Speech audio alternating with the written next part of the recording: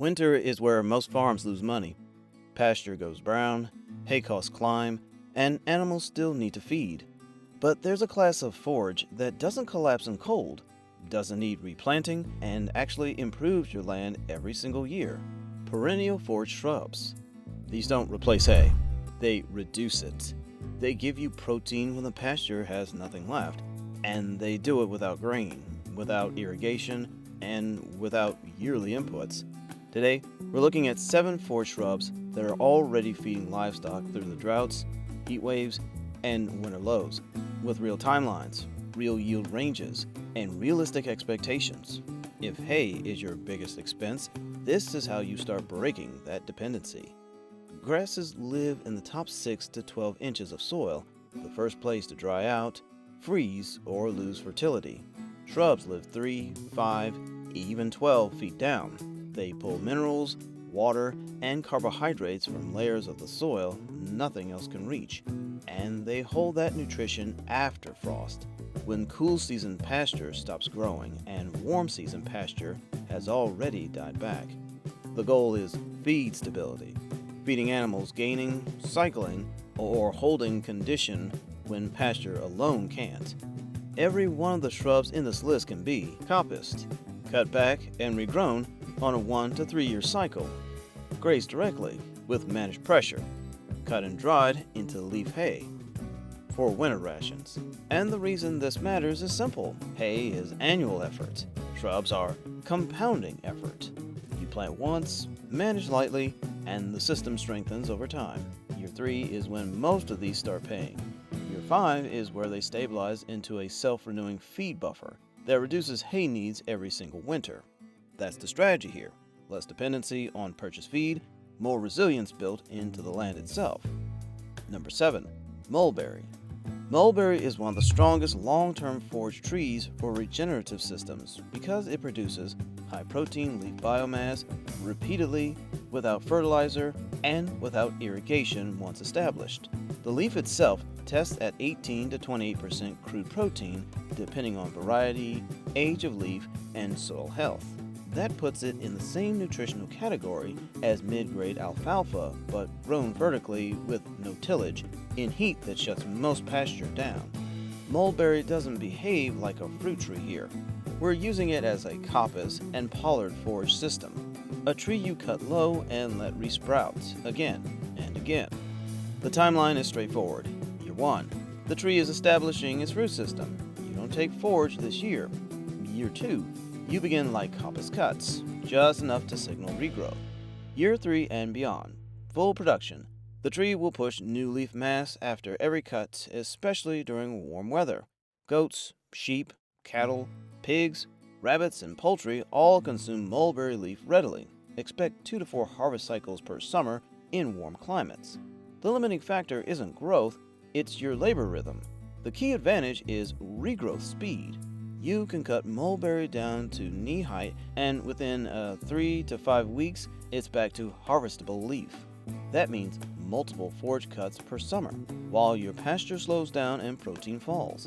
And here's the part most people don't know. Mulberry can be preserved as leafy hay. You lop entire branches, strip or crumble the leaves, and store them dry, not as flakes, but as something closer to loose tea. The protein holds, the color holds, and you have winter feed that didn't require a single bale. With forage trees, you're building your own feed supply above the drought line, in a form animals actively choose to eat. Mulberry is not emergency feed, it is planned, reliable, perennial protein that stabilizes your ration when the landscape gets hot and thin. Rule of thumb, 12 to 20 mulberry stools per goat or sheep will cover late summer protein gaps every year. Number 6. Willow. Willow is not a bulk feed tree. It is a functional forage tree, meaning its value is not just calories, but animal health. Willow leaf carries condensed tannins, salicin compounds, and secondary plant metabolites that support digestion and help reduce internal parasite pressure, especially barber pole worm in goats and sheep. This isn't pharmaceutical deworming. It is a slow, steady, biological counterweight that reduces parasite load and stress on the animal's immune system. The yield timeline is similar to mulberry. 1, root establishment. Year 2, light browse or cut and carry. Year 3, full coppice rotation, meaning you can cut back to stool height and let it regrow through the season. Think of willow as a daily mineral and tannin supplement, not a primary calorie source. The effect is cumulative. Livestock that browse willow regularly show lower barber pole worm burden, better stool consistency in stress periods, reduced inflammation after grazing shifts, less reliance on chemical drenches. And because willow thrives in wet ground, it fills a niche that pasture grasses struggle in. Swales, drainage lines, low pockets along fences, the places you're currently mowing but gaining nothing from. You're taking ignored land and turning it into animal health infrastructure. Willow is not fed to fill bellies, it is fed to feed the herd strong, especially when heat, humidity, and parasite pressure peak. Plant willow in every wet spot you currently mow and get nothing back from. Siberian pea shrub isn't a pasture plant, it occupies the margins, the fence line, the dry slope, the places grass gives up. It's a leguminous shrub that sets small pea-like pods with 20 to 26% protein, and livestock recognize it as feed without training. This isn't bulk forage, it's homegrown concentrate for poultry, rabbits, and small ruminants. Establishment takes time. Year 1 and 2, it builds root architecture, little above ground production. Year 3, the first modest pod set. Years 5 to 7, steady, dependable yield even in drought years. Where it stands out is in low input ground. It handles alkaline soils, shallow topsoil, irregular rainfall, cold winters, and continuous wind exposure. Use it 3 ways. Poultry, allow pods to drop and let the birds self-harvest. Rabbits, cut young twigs for high fiber browse. Winter feed, let pods dry on the plant and store them like grain. This shrub produces protein without the feed store in ground where annuals fail. Number 4. Black locust. Black locust is safe forage for ruminants, not for horses. Black locust is a tree that behaves like forage. When cut young, before the stems toughen, the leaf protein tests between 22 and 30%, which places it in the same nutritional tier as mid to high grade alfalfa. Its real strength is regrowth. Black locust copses, meaning if you cut it, it grows back from the stump, stronger and denser. Timeline looks like this. Year 1 to 2, let it root, no harvest. Year 3, light cutting or controlled grazing. Every 2 to 3 years after that, full coppice cycle for leaf forage and wood. This gives you multiple outputs from a single plant.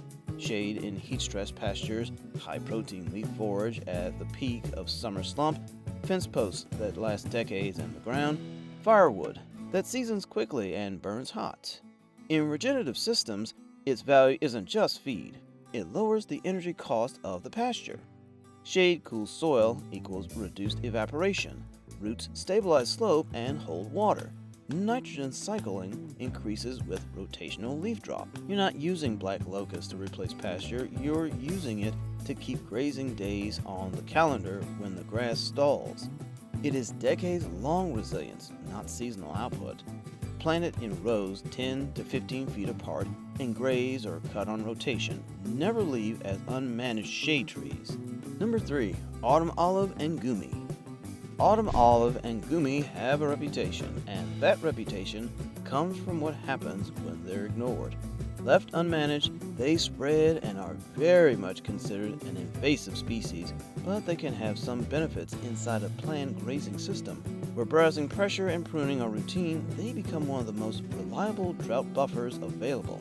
These shrubs do 3 things well. They fix nitrogen at the root zone, feeding surrounding grasses. Their leaves accumulate zinc, copper, and manganese, minerals that are often missing in pasture-only diets. And the fruit is edible, for livestock and for people. This feed that appears when heat shuts everything else down. The timeline matters. Year 2, first flowers. Year 4 and onward, consistent fruit and leafy browse. Management is simple. Keep them inside the fence, not outside it. Use rotational browsing to keep height and spread controlled. Let animals take leaves and new shots in late summer, when pastures run thin. then back off and let the plant recover.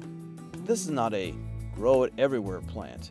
It's a tool for slope edges, scrub margins, and the dry corners of the farm where grass stalls first. In managed lanes, autumn olive doesn't replace pasture, it extends grazing days, and that is where the value is.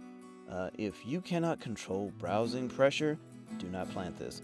Management is the difference between tool and problem. Number 2, Sandplum and Chickasaw plum. Chickasaw plum is not a protein crop. Its value is structure, the physical architecture of the landscape. It forms a low thicket, dense enough to break wind, cast shade, and give small livestock a place to move when the sun is high and the pasture is exposed. Animals that have shade and windbreaks graze longer and lose less weight under heat stress. This is not just shelter, it's direct feed efficiency. When sheep, goats, and calves can get out of the direct heat, they keep grazing longer. That's a yield gain that doesn't show up on a soil test, but it's real. Sandplum also supports winter feed in a quiet way. Buds and twig tips provide browse of the coldest part of the year. The thicket structure provides predator evasion for young stock, especially in open range or silvopasture systems. Timeline: Year 1 to 2, establish. Year 3, the shrub begins to form a continuous stand. Year 5, it functions as shelter belt, shade strip, and wildlife corridor. This is pasture protection, not forage volume. It makes the land itself more survivable, which is the foundation for everything else on this list. Use it to create shaded travel corridors across pasture, not isolated blocks of brush. Number 1, Coppiced Silvopasture Alley System. The most reliable winter feed system isn't a single plant. It's the layout that lets multiple forage trees support each other and recover on a schedule. Picture alternating lanes. Rows only need to be 6 to 15 feet apart. Think orchid spacing, not forest. A strip of grass or mixed pasture in the center, then a row of mulberry or willow, another grass lane, then Siberian pea shrub or autumn olive, another grass lane, then black locust or honey locust. Not a forest, not a hedgerow, just narrow, repeating alleys of forage and shade. The trees and shrubs do what most pasture alone cannot. They slow wind, which preserves soil moisture. They cast shade, which keeps grazing animals comfortable longer into the day. And in snow country, the shrubs and low tree rows capture snowfall, holding it in place so spring growth starts richer and earlier. You're not trying to replace your pasture, you're adding structure and resilience around it. Management is simple.